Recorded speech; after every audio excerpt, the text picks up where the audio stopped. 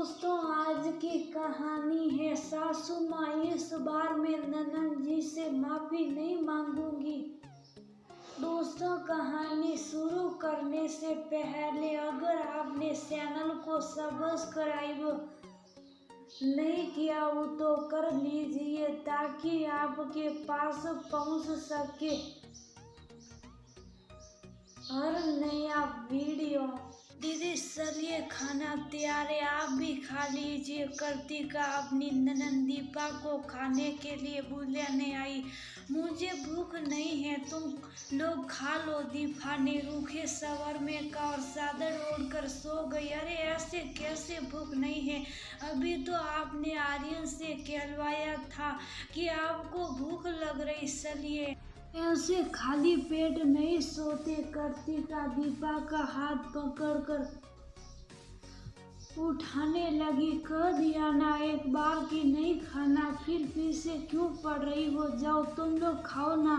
दीपा ने अपना हाथ खींचते हुए जोर से कहा, आपको खिलाए बिना हम लोग कैसे खा सकते हैं? चलिए ना, क्या बात है? आप गुस्से में क्यों हैं? कुछ हुआ क्या? कृतिका ने आराम से पूछा। मम्मी मम्मी, दीपा जोर जोर से सासू जी सरिता जी को बुलाने लगी। बेटी की पुकार सुन सरिता जी दौड़ कर आई। क्या हुआ दीपा, क्यों चिल्ला रही हो? अपनी बहू से कहो कि इस कमरे से बाहर जाए और मुझे डिस्टर्ब ना करे। कृतिका की तरफ गुस्से से देखते हुए दीपा ने सरिता जी से कहा। सरिता जी ने इशारे से पूछा कि क्या हुआ, तो कृतिका ने सिर हिलाकर कहा कि पता नहीं। आप दोनों सास बहू को जो भी इशारे में बात करनी है बाहर जाकर करे। दीपा गुस्से से उबलने लगी तो सास बहू दोनों बाहर आ गई है। अचानक दीपा को क्या हुआ? तुम लोग कुछ उसे बोली हो क्या? सरिता जी परेशान होकर बोली। हम लोग क्या ही बोलेंगे, हम लोग तो खाना बना रहे थे। फिर बच्चों ने कहा कि भूख लगी है तो उन्हें खाना खिलाने लगे। आर्यन बाहर देवर जी के साथ था और सैतब दीदी भी वही थी। उसी ने आकर मुझसे कहा कि बड़ी मम्मी बुआ को भूख लगी है, खाना चाहिए। तब मैंने ही उससे कहा कि बुआ से बोल दो कि 5 मिनट रुक जाए, क्योंकि उस वक्त में बेबो को और रेवती लविश को खाना खिला रहे थे। फिर हम लोग खाना खिलाने के बाद किचन में गए और रोटियां बनाने लगे ताकि आपको और दीदी का खाना एक साथ निकाल दे। अभी रेवती किचन में और मैं दीदी को खाना खाने के लिए बुलाने गई तो वो पता नहीं क्यों नाराज बैठी थी और खाना खाने से मना करने लगी। अच्छा कोई बात नहीं, तुम खाली थाली लगा कर दो, मैं देखती हूँ। सरिता जी किचन में चली गई। भाभी क्या हुआ? ये दीदी क्यों चिल्ला रही थी? सरिता जी को थाली देने के बाद देवरानी रेवती ने धीरे से कृतिका से पूछा।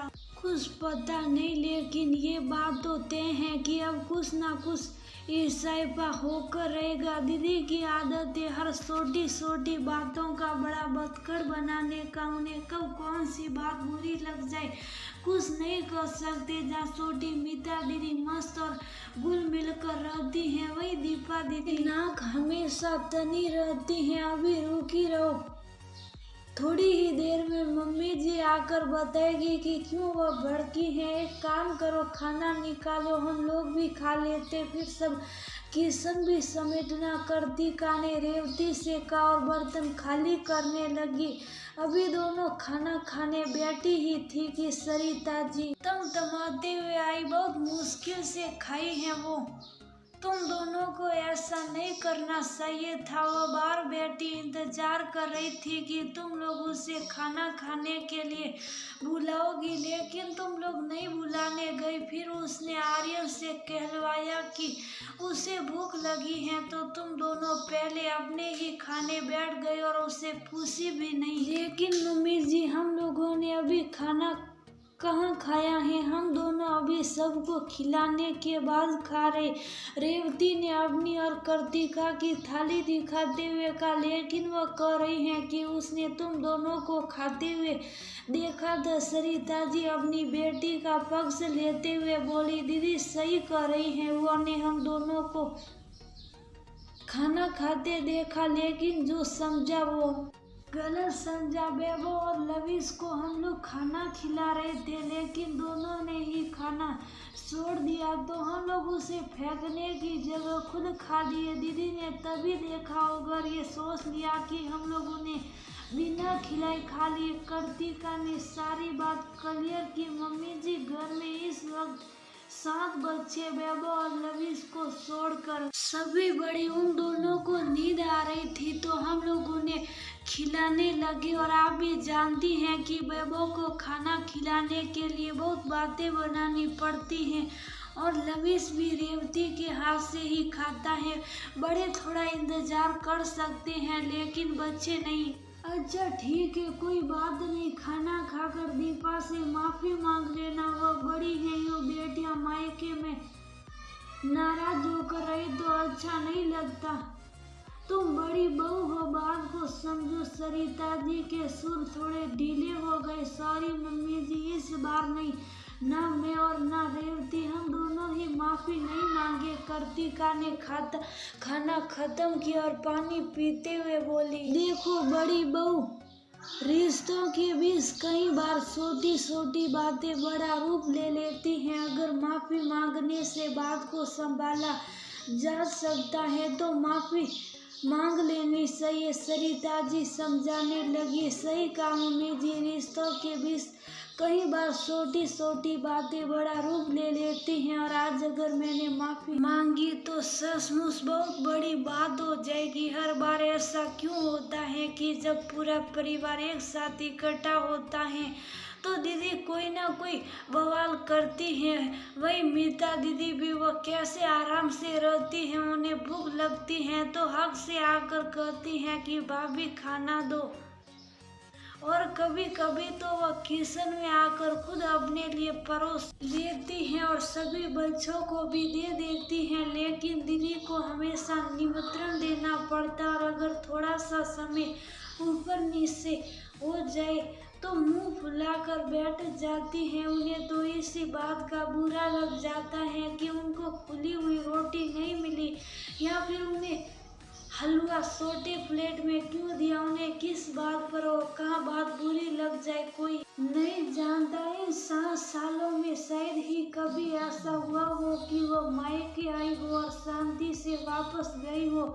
मीता दीदी की शादी हो, या फिर देवर जी की शादी, या फिर घर में कोई पूजा पाठ हो, वो ने हमेशा मुझे नीचा दिखाने की कोशिश की, और मैंने भी घर की शांति के लिए कोई गलती ना होते हुए भी माफी मांगी। लेकिन इस बार नहीं, अगर वो बड़ी बेटी है तो मैं भी घर की बड़ी बहू हूँ और मेरा भी मान सम्मान है। वो क्यों नाराज है, आपने आकर हमें बता दिया तो अब आपको भी पता है कि वो गलत बात पर मुंह फुलाई हैं, तो इस बार आप उन्हें समझाइए कि वो गलत है। लेकिन इस बार मैं माफ़ी नहीं मांगूंगी।